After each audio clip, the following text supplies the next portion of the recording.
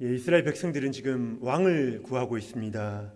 사무엘 시대는 사사 시대와 왕정 시대를 연결하는 그 접점에 위치하고 있는데요. 이 두 시대의 배경을 우리가 살펴볼 필요가 있습니다. 이스라엘이 여호수아를 대장으로 삼고 가나안 땅을 점령하지요. 땅을 분배받은 백성들은 지파별로, 가족별로 그렇게 모여서 삽니다. 각 지파의 지도자들이 자기 지역을 다스리는 그런 형태이죠. 그러니까 이스라엘은 각 지파들이 연맹을 이루고 있는 중앙 집권 국가가 아니라 연맹체를 이루고 있는 그런 형태였습니다. 전국을 다스리는 지도자는 따로 있지 않습니다. 외적이 쳐들어올 때나 또는 지파 간에 힘을 모아야 하는 일이 생기면 그때 하나님께서 직접 필요한 일꾼을 부르시는 것입니다. 성령을 부으시고요, 카리스마 있는 그 지도력을 주셔서 그 일을 감당하게 하시는 거죠. 이 사람을 우리가 알듯이 사사로 부르지 않습니까? 근데 전쟁이나 당면 과제가 해결되면 어떻게 됩니까? 모였던 지파들은 다시 자기 땅으로 돌아가는 것입니다. 그러니까 상비적인 그 군사를 사사가 데리고 있는 것은 아니라는 거죠. 이렇게 나라가 운영되던 기간이 얼마나 될까요? 400년 정도 되는 시간이 됩니다. 그래서 우리가 잘 아는 삼손, 입다, 기드온 여러 사사들이 등장을 했고요. 그리고 이제 마지막 사사라고 불리는 사람이 바로 이 사무엘인 것이죠. 사무엘이 이스라엘 주요 도시를 순회하면서 그 땅을 다스렸더라. 그렇게 성경이 설명하고 있거든요. 하나님은 하나님이 직접 세우신 사사 사무엘을 통하여 이스라엘을 지금 다스리고 계시는 중입니다. 그런데 그런 사무엘에게 오늘 이스라엘 대표들이, 온 부족들, 지파들의 대표들이 다 모여서 나온 거죠. 그리고 요청하고 있습니다. 다른 나라들처럼 우리에게도 왕을 달라, 그 이야기를 하는 거죠. 중앙 집권의 그런 권력이 없는 사사로는 더 이상 불안하다는 것입니다. 그래서 사무엘과 하나님은 이들의 요청을 듣고 기분이 어떻습니까? 기분이 별로 좋지가 않습니다. 그래서 오늘 본문을 읽으면서 우리가 여러 가지 질문들을 생각하게 되는데요. 이스라엘이 왕을 요구한 그 저희의 깔린 마음은 뭘까 하는 거고요. 그리고 하나님은 왕정제도 자체를 싫어하시는 건가? 이런 질문도 우리가 들 수가 있습니다. 그리고 사무엘과 하나님은 어떤 마음이었을까? 이때 사무엘과 하나님의 마음은 어땠을까 하는 것도 우리가 생각을 해볼 필요가 있고요. 하나님께서는 그 요구를 싫어하시면서도 들어주시거든요. 하나님께서 그렇게 하시는 이유가 뭘까? 이게 중요한 메시지를 담고 있는 것입니다. 이 질문들에 우리가 하나씩 한번 답을 찾아가 보려고 합니다. 첫 번째로 이스라엘 백성이 왕을 요구한 그 저희에 깔린 그 이유는 뭔가 하는 건데요. 이 질문이 오늘 말씀을 이해하는 핵심이라 할 수 있습니다. 그런데 이 질문에 답하기 전에 방금 제가 드렸던 질문, 하나님께서 왕정제도 자체를 싫어하시는 건가? 그런 생각이 우리가 들 수가 있잖아요. 그 답을 한번 찾아볼 필요가 있는데요. 신명기 17장 14절 15절입니다. 제가 한번 읽어드리겠습니다. 내가 내 하나님 여호와께서 내게 주시는 땅에 이르러 그 땅을 차지하고 거주할 때에 만일 우리도 우리 주위의 모든 민족들 같이 우리 위에 왕을 세워야겠다는 생각이 나거든 반드시 내 하나님 여호와께서 택하신 자를 내 위에 왕으로 세울 것이며 내 위에 왕을 세우려면 내 형제 중에서 한 사람을 할 것이요 내 형제 아닌 타국인을 내 위에 세우지 말 것이며. 신명기가 무슨 말씀입니까? 가나안 땅에 들어가기 직전에 모세가 죽기 전에 마지막으로 이스라엘 백성들에게 했던 설교의 말씀이거든요. 여기서 하나님께서 이미 왕정제도를 이미 인정하고 계시죠. 가나안에 들어가면 주위 민족들처럼 너희도 왕이 필요하겠다. 왕을 세워야겠다, 그 마음이 들 때가 있을 거라는 것입니다. 그래서 그 세우는 원칙을 미리 가르쳐 주셨던 거죠. 원칙이 뭡니까? 네 하나님 여호와께서 택하신 자, 하나님이 택하신 자를 세우면 되는 것입니다. 왕을 요구하는 것 자체를 싫어하신 것은 아니라는 거죠. 자, 그렇다면 이제 오늘 본문 말씀 다시 한번 들어가 보겠습니다. 우리 6절 7절 말씀 같이 한번 읽어보겠습니다. 6절 7절 시작.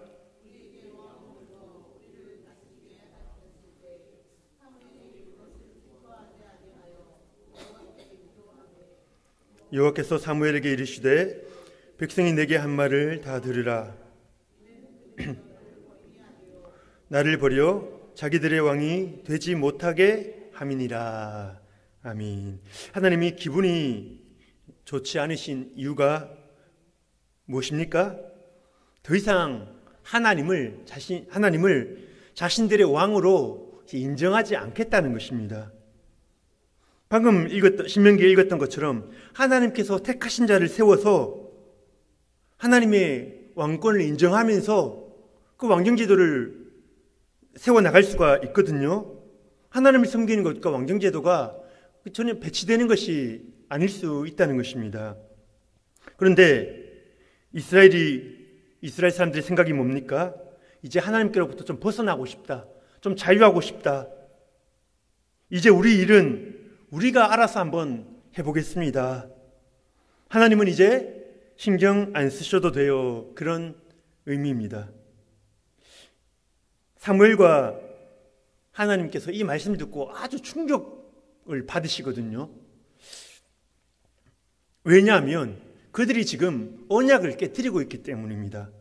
언약으로 맺은 관계를 지금 부정하고 있는 것입니다. 하나님과 이스라엘이 시내산에서 언약을 맺지 않습니까? 하나님께서 특별히 택하신 민족이죠. 출애굽기 19장 5절 6절 말씀 한번 같이 읽어보겠습니다. 시작. 세계가 다 내게 속하였나니 너희가 내 말을 잘 듣고 내 언약을 지키면 너희는 모든 민족 중에서 내 소유가 되겠고 너희가 내게 대하여 제사장 나라가 되며 거룩한 백성이 되리라. 여기까지만 보겠습니다. 이스라엘은 세상 모든 나라들 중에서 하나님의 것으로 특별히 선택을 받은 것이죠. 거룩히 구별된 하나님의 것, 하나님의 소유, 너는 내 거야. 뭘 하시기 위해서요? 다른 민족에게 하나님이 어떤 분이신지 계시하시기 위해서 너희들을 사용하고 싶다. 하나님께서 그렇게 택하신 것입니다. 그것이 바로 제사장 나라라는 말이 의미하는 거죠. 우리도 그렇게 기도하지 않습니까? 우리 나라가 제사장 나라가 되게 해달라고 우리가 그렇게 기도하지 않습니까? 철저히 하나님의 돌보심으로 살아가는 백성이 돼서 하나님을 증거하고 드러내는 나라가 되게 해달라. 그것이 우리의 기도 제목인 것이죠. 나는 너희의 하나님이 되고 너희는 나의 백성이 되리라. 바로 요 문구가 하나님과 이스라엘 백성 간의 특별한 관계를 이야기해 주는 것입니다. 근데 이스라엘 백성들이 지금 하는 말이 우리가 알아서 필요한 왕을 이제 우리가 세울 테니까 하나님은 관여하지 마시고 옆에 좀 비켜 계시면 안 되겠습니까? 지금 그 이야기를 하고 있는 것입니다. 20절 말씀에 이렇게 나옵니다. 우리도 다른 나라들 같이 되어 우리의 왕이 우리를 다스리며 우리 앞에 나가서 우리의 싸움을 싸워야 할 것이니이다 하는지라. 지금 여기서 우리라는 말이 계속 반복돼서 나오거든요. 이제는 우리가 알아서 하겠다는 거죠. 하나님의 보호하심 이제 괜찮다는 것입니다. 필요 없다는 것입니다. 우리의 싸움을 우리가 싸우겠다. 지금 그렇게 이야기를 하고 있는 것입니다. 그래서 이스라엘의 하나님에 대한 자세가 지난번에 보았던 7장 미스바 그 회개의 그 사건과 이제 8장 왕을 구하는 이 사건 사이에 딱 대비가 되고 있죠.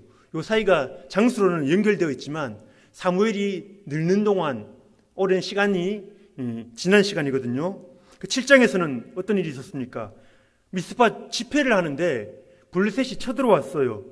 이스라엘이 어떻게 합니까? 전에 같으면 어떻게든 자기들끼리 싸우려고 할 텐데 사무엘에게 요청을 하는 것입니다. 우리를 위해서 쉬지 말고 기도해달라고. 왜? 우리는 하나님의 것이기 때문에 하나님이 우리의 싸움을 싸우시고 우리의 전쟁은 곧 하나님의 전쟁이기 때문에 하나님께 맡겼던 것입니다. 그때 하나님께서 놀라운 기적을 바라셔서 우레를 바라셔서 그 적들을 다 물리쳐 주시거든요. 그러니까 그들에게 인간 왕이 필요한 것도 아니었고요, 사령관도 필요한 것이 아니었습니다. 그들은 다 경험했거든요.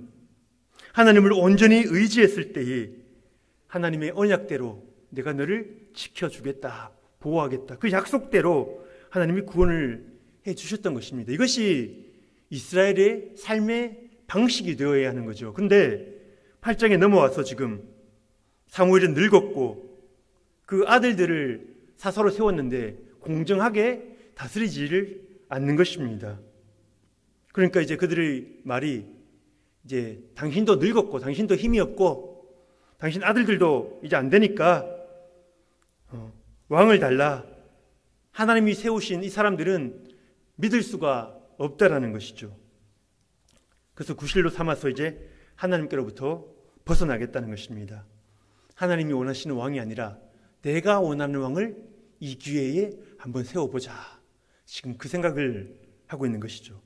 우리 성도님들 어떠십니까? 하나님만을 여러분의 왕으로 모시고 계십니까? 도움이 필요할 때에 누구를 먼저 찾습니까? 우리의 유일한 피난처 되시는 예수님께 무릎 꿇으십니까? 우리가 한때는 그랬었는데요, 이런 말을 하시더라고요. 우리에게도 미스바 대성회가 있지 않았습니까? 저기 쳐들어와도 인간적인 방법들을 다 내려놓고 하나님만이 나를 도우실 분이다, 하나님만 바라보며 무릎 꿇고 부르짖던 때가 우리에게도 있지 않았습니까? 하나님은 아버지시고 나는 자녀 아니냐고, 아버지가 자녀 책임져야 되지 않냐고 우리가 부르짖지 않았습니까? 히스기야 왕이 그렇게 기도했거든요. 그 수많은 18만 5천 명 적들이 아수르 군대가 쳐들어왔을 때에 성전에 가서 뭐라고 기도합니까? 하나님과 이스라엘 사이의 언약을 기억해 달라는 거죠. 우리가 그냥 관계가 아니지 않습니까? 하나님과 특별한 계약을 맺었으니까 하나님께서 도와달라는 것입니다. 우리가 그런 하나님의 도우심을 경험한 때가 있을 것입니다. 그렇다면 오늘 여러분들은 어떻습니까? 그 하나님과의 언약 관계를 굳게 유지하고 계십니까? 하나님이 우리 모든 것을 책임져 주신다 믿으십니까? 아니면 지금 내 머리로 염려하고 걱정하고 예배 드리면서도 그것들을 내려놓지 못하고 계십니까? 내 힘으로 이 정도면 할만하니까 할만하다 싶으면 우리가 기도하지 않잖아요. 우리의 일은 우리가 알아서 하겠습니다. 하나님 거기 멀찍이 계세요. 우리가 그렇게 얘기할 때가 있는 것입니다. 우리가 우리 스스로의 신앙을 잘 파악을 해야 하는데요, 우리가 스스로에게 객관적이지 못해서 나는 잘하고 있다, 별 문제 없다라고 생각할 수가 있는데요, 하나님과의 관계를 점검하는 쉬운 방법이 있습니다. 우리의 삶에 방금 말씀드렸던 것처럼 우리 삶에 기도가 있느냐. 기도가 있다는 것은 하나님과의 언약 관계가 있는 사람이 아버지하고 기도할 수 있는 거거든요. 하나님이 필요하다는 거죠. 기도한다는 것은 하나님과 대화하고 싶다는 거죠. 그런데 반면에 어느 순간부터 우리의 기도가 끊어질 때가 있습니다. 기도 없이 사는 것이 별로 불편하지가 않아요. 먹고 살 것 문제 없고요, 괜찮습니다. 하나님의 도움 없어도 살만합니다. 내 싸움은 내가 싸우면 되지 하나님께 손 벌릴 필요가 없다는 것입니다.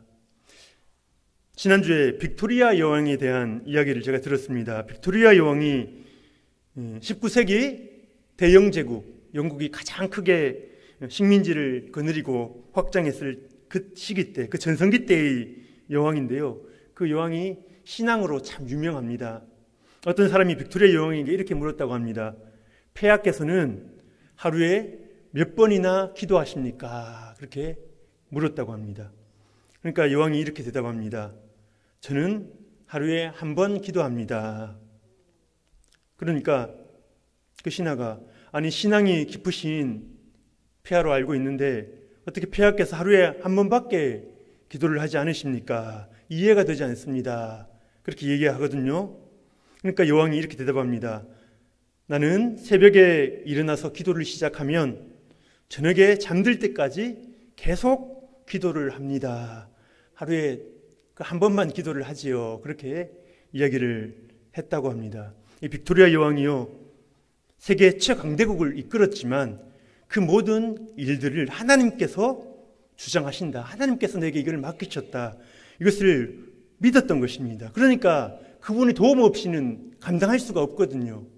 그래서 하나님과의 언약 관계 안에 있었기 때문에 하나님의 도우심으로 감당했던 것입니다.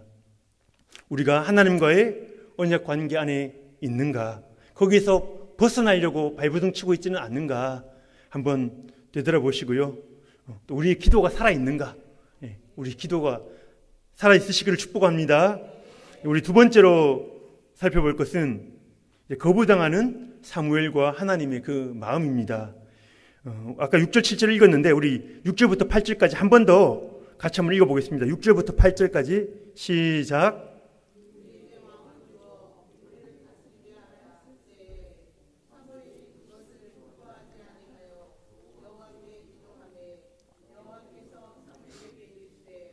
백성이 내게 한 말을 다 들으라. 이는 그들이 너를 버림이 아니요 자기들의 왕이 되지 못하게 함이니라. 내가 그들을 애굽에서 인도하여 낸 날부터 오늘까지 그들이 모든 행사로 나를 버리고 다른 신들을 섬김같이 내게도 그리하는도다. 사무엘이 그동안 정말 온 힘을 다해서 이 나라를 다스렸거든요. 이스라엘 백성들을 정말 온전히 섬겼습니다. 그들을 하나님 앞에 세우기 위해서 사무엘이 얼마나 노력했는지 그 사무엘서 잘 읽어보시면요, 그 사무엘의 마음을 알 수가 있어요. 그러니까 목양을 한 거죠. 목양. 정치 지도자이기도 하였지만 하나님 앞에 세우기 위해서 목양을 했던 거죠. 근데 저도 목사이지만 주위 목사님들이 참 대단하게 느껴질 때가 있습니다. 영혼을 섬기기 위해서, 영혼을 살리기 위해서 자신의 모든 힘을 쏟아 부으시거든요. 그러다가 그 한 영혼이 신앙으로 바로 세워지면 그게 얼마나 기쁜 일인지 다른 어떤 것보다 그분들의 기쁨이 되고 힘이 되는 것입니다. 근데 반대의 경우도 있거든요. 온 힘을 쏟았는데도 거절하고 때로는 배반당하기도 하고요. 열매가 없을 때도 있는 것입니다. 오해받기도 하고요. 그럴 때는 정말 낙심이 되는 거죠. 우리 구역장님들도 아마 그런 마음 있을 겁니다. 마음을 열고 섬기려고 다가가려고 했는데 오히려 마음을 닫을 때 그 마음이 낙심이 되잖아요. 지금 사무엘이 그런 상황입니다. 당신이 우리를 위해 수고해 준 것은 압니다. 그런데 이제 당신은 너무 늙지 않았습니까? 더 이상 우리를 다스리기에는 맞지가 않습니다. 거기다 당신의 세운 아들들은 문제가 많습니다. 사무엘이 얼마나 마음이 아플까요? 그러니 이제 당신은 물러가고 새로운 왕을 세워달라는 거죠. 이스라엘 장로들이요, 이미 자기들끼리 모여서 이미 말을 다 맞추고 이제 결론을 짓고 사무엘을 찾아온 것 아니겠습니까? 사무엘의 기분이 참 좋지 않습니다. 이때 사무엘이 어떻게 합니까? 사무엘이 아무 말 하지 않고 하나님께 기도하기 시작합니다. 이스라엘 백성은 새로운 왕을 구했지만 사무엘에게는 요 하나님밖에 자신의 왕이 없거든요. 여전히 하나님만을 왕으로 섬기고 그분에게 묻고 그분의 뜻을 구하는 것입니다. 사무엘의 기도를 들은 하나님이 대답하시죠. 그들이 너 사무엘을 버린 것이 아니라 나를 버렸다. 나를 버려서 내가 그들의 왕이 되지 못하도록 하는 것이다. 이집트에서 인도에서 언약을 맺고 결혼을 하는 거죠. 이렇게 살아왔는데 그날부터 시작해서 지금까지 계속해서 나를 반역하였다. 그런데 지금 너에게도 그렇게 하고 있는 것이다. 하나님께서 그렇게 사무엘에게 이야기를 하는 거죠. 하나님과 사무엘이요 동병상련입니다. 마음이 참 아픕니다. 온 힘을 다해 영혼들을 섬겼는데 배반당한 거죠. 하나님과 사무엘이 서로에게 위로가 됩니다. 서로의 마음을 너무나 잘 알거든요. 같은 아픔을 경험한 것입니다. 그래서 저는 상상해 보면 그 고통의 날에 사무엘은 다른 데 가지 않고 하나님 앞에 오랫동안 엎드려서 앉아 있었을 것 같습니다.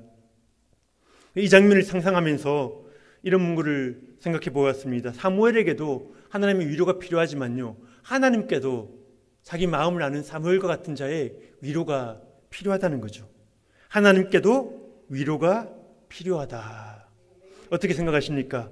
하나님께 무언가가 부족하다는 뜻이 결코 아닙니다. 하나님은 완전한 분이시고요, 충만한 분이십니다. 그런데 하나님이 인간에게 마음을 열었다가 거절당하실 때가 있거든요. 하나님도 아프시다는 겁니다. 위로가 필요한 거죠. 영혼을 얻기 위해서 오늘도 일하시는 게 우리 하나님 아니십니까? 우리에게 주어진 사명도 마찬가지입니다. 우리가 전도 초청 잔치도 지금 계속 기도하며 준비하고 있는데 영혼을 얻는 것이 우리의 사명 아니겠습니까? 교회에 많은 부서들이 있고 또 많은 사역들이 있습니다. 다양한 사역들이 있습니다. 그런데 그 누구도 피해갈 수 없는 사역이 있다면 바로 영혼을 얻는 것, 교회의 핵심 사역이라고 할 수 있는 거죠. 세상에 있는 영혼들이 상처가 많습니다. 그런데 그러면서도 상처를 때로 숨기고 자기 잘난 맛에 사는 거죠. 왜냐하면 뭐라도 큰 소리 칠 게 있어야지 그래도 살 수 있지 않겠습니까? 그런데 속은 다 문드러진 것이죠. 우리가 할 수 있는 것은 그들에게로 들어가서 예수님의 그 사랑으로, 하나님의 그 마음으로 그들을 품고 그들을 주님께로 인도해내는 것입니다. 이게 세상에서 가장 힘든 일 아니겠습니까?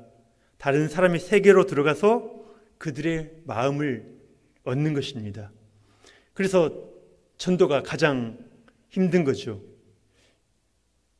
우리가 지금 초청잔치를 준비하면서 영혼들을 주님께 인도하려고 열심히 애쓰고 있는데요, 그 영혼들이 그냥 좋다고 따라와 주지 않지요.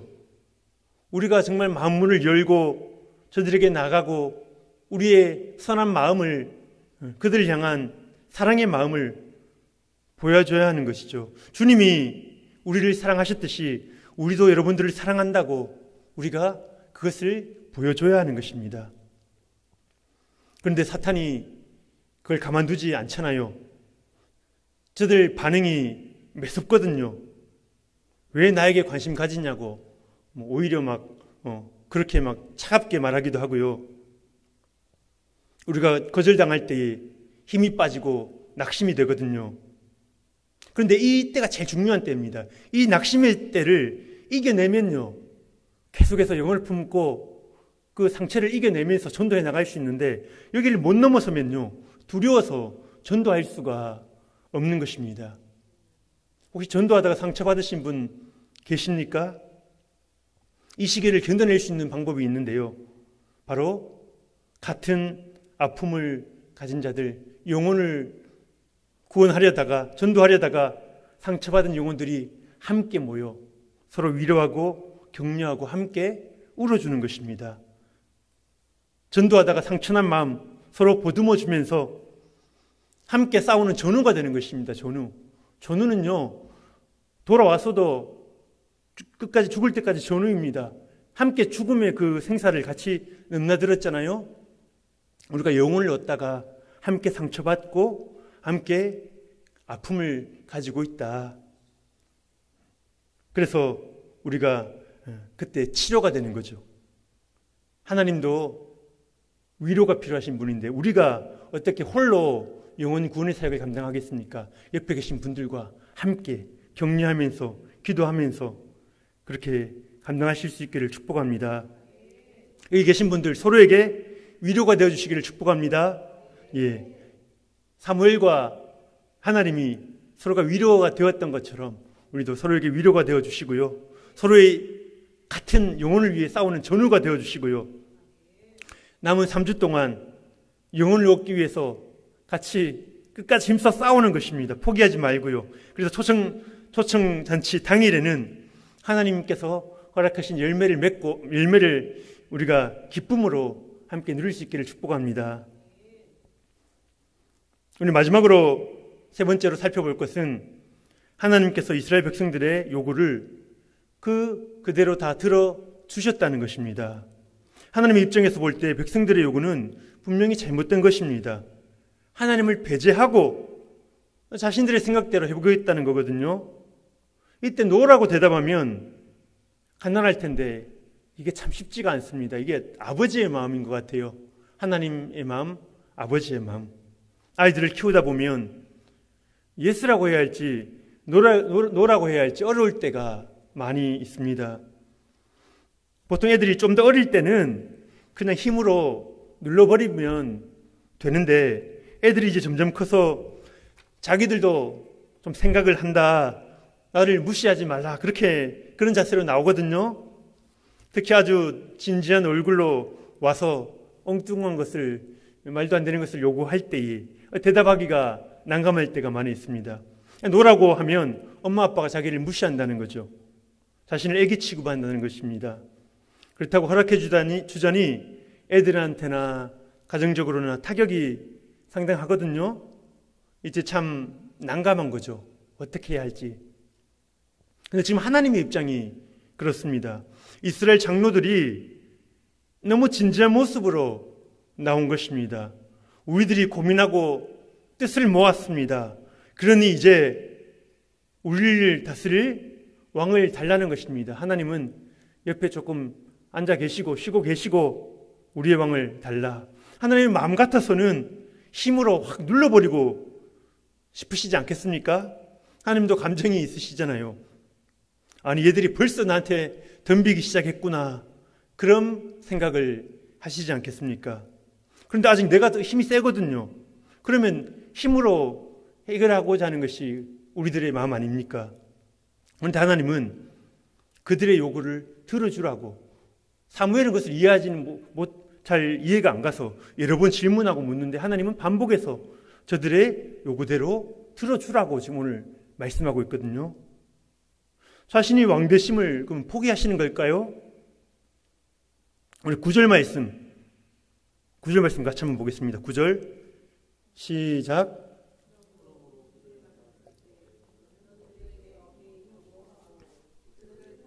왕의 제도를 가르치라. 예, 9절부터 우리 중간에 읽지 않은 부분이 무슨 내용이냐 하면은 이제 왕의 제도에 대해서 내용들을 말해주고 있거든요. 그래서 왕의 제도가 가지고 있는 문제점들, 위험들, 그것들을 가르쳐 주는 것입니다. 네가 원하는 요청은 허락해 줄 거야. 하지만 거기 문제가 있다는 것은, 위험하다는 것은 꼭 알아야 돼. 왜냐하면 자녀가 다치기를 원치 않잖아요. 그러니까 그것은 꼭 이야기를 해주는 것입니다. 자녀를 인격적으로 대하되 그 어려운 것에 대해서 설명해 주는 거죠. 그런데 보통 아이들이 그런 말을 잘 듣지 않거든요. 무조건 왕을 달라. 다 알아들었다. 사무엘 당신이 하는 말 다 알아들었으니 어서 왕을 달라. 그렇게만 소리치는 것입니다. 사람들은 항상 자신들이 선택한 대로 그 행동하면서 직접 겪으면서 배우는 경우가 가장 많습니다. 몸으로 고생해 봐야 제대로 배우는 거죠. 그냥 권위 있는 어떤 말, 부모님의 말이나 선생님의 말, 그걸 듣고 배울 수 있으면 어려움 안 처하고 더 빨리 멀리 갈 수 있을 텐데 그러지 못하고 꼭 넘어질 때 넘어져 가면서 배우는 것이죠. 이스라엘도 결국 자기 생각대로 해봐야 되겠다는 것입니다. 그렇게 해서 그들이 뽑은 첫 번째 왕이 누군지 아십니까? 사울 왕이죠. 사울 왕. 예, 사울 왕이 처음에 그들이 보기에 얼마나 멋지고 겸손했고요, 능력 있었고요, 이 외모도 너무나 보기 좋았고요, 얼마나 괜찮았습니까? 그런데 우리 인간의 눈으로는 그 정도밖에 보지 못해요. 진짜 얼마 안 지나서 사울은 하나님의 말씀을 우습게 여기기 시작하고요, 완전히 결국 악령에 사로잡혀서 나라를 어지럽게 만들었던 것이죠. 이스라엘 백성들이 그 사울 밑에 고생하면서 깨닫는 것입니다. 자신이 왕을 선택하면 나라가 강성해지고 자기들이 행복할 줄 알았는데 그게 아닌 거죠. 나라는 더 불안정해지고 문제들은 자꾸 생겨나는 것입니다. 사울의 통치 기간이 얼마인지 아십니까? 자그마치 40년입니다. 40년. 40년 동안 그 고통을 당한 거죠. 인간 통치의 실패를 딱 40년 동안 경험하고 난 뒤에 하나님께서 그 뒤에 이제 자신이 원하는 왕, 하나님이 원하시는 왕 다윗을 세우시는데요. 다윗에게 딱 40년 통치를 다시 허락하는 것입니다. 한번 비교해 바라는 거죠. 너희가 세운 왕, 내가 세운 왕, 어떤 것이 좋냐, 어느 것이 좋냐, 누구 말을 들을래? 한번 비교해 보라는 것이죠. 다윗 왕 때 나라가 엄청 든든히 섰습니다. 그야말로 군사적으로 정치, 문화, 예술 모든 방면에서 이 나라가 그 지역에 대단한 파워가 있는 그런 나라였습니다. 지금도 이스라엘 사람들은 그 다윗 왕국을 꿈꾸고 있지 않습니까? 이스라엘은 결국 온몸으로 고생하면서 배우고 있는 거죠. 결국은 하나님이 세운 왕이 낫구나 그들 스스로 깨닫게 되는 거죠. 하나님께서 우리 자녀된 우리들 앞길을 주도적으로 이끄시는 줄 믿습니다. 하나님의 계획이 있는 줄 믿습니다. 우리가 어떻게 반응하느냐에 따라서 우리가 믿음으로 배울 수도 있고요. 온몸으로 고생하면서 후회해 가면서 눈물 흘리면서 그래도 그렇게 배우는 것도 귀합니다만 우리가 왜 그쪽 길로 갑니까? 믿음으로 주님 말씀 붙들고 배우는 게 좋지요. 여러분들이 지금 마주치고 있는 문제가 무엇입니까? 그 문제에 대한 하나님의 뜻을 물으십시오. 말씀을 묵상하고 그 문제를 놓고 기도하시기 바랍니다. 그리고 믿음으로 결정하시는 거예요. 하나님 주시는 메시지 주실 때 믿음으로 결정하는 거예요.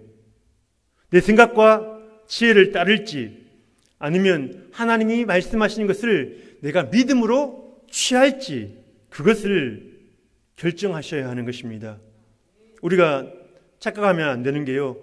하나님께서 우리의 요구를 들어주셨다고 해서 우리의 생각이 다 맞다는 게 결코 아니거든요. 하나님은 우리의 선택을 존중해 주시지만 그 책임은 우리가 다 져야 하는 것입니다. 그래서 실패 가운데, 고통 가운데, 눈물 가운데 처절하게 배우지 마시고 하나님 없으면 안 됩니다. 아버지가 도와주시지 않으면 안 됩니다. 하나님 제가 고집부려서 죄송합니다. 하나님 앞에 솔직한 마음으로 나아가시기를 바랍니다. 우리가 함께 말씀을 듣고 함께 신앙생활을 하는데요. 우리 중 어떤 분들은요. 빠르게 신앙이 성장해서 주님과 동행하는 삶을 살거든요.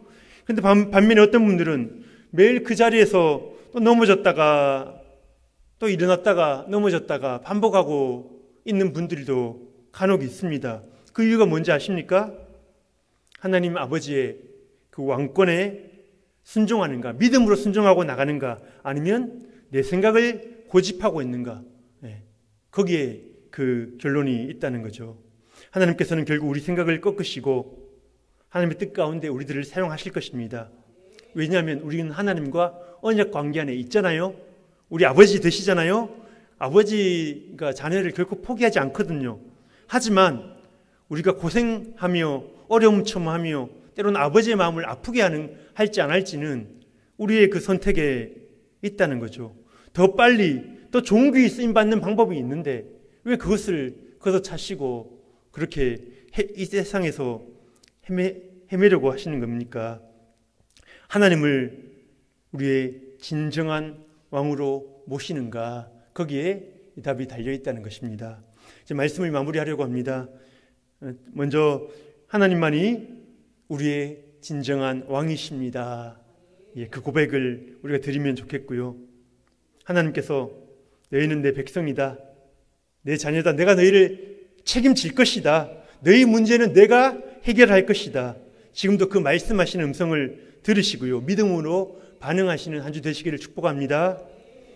그리고 마지막 두 번째로 이스라엘이 새로운 왕을 구할 때에 하나님 마음이 많이 아프셨습니다.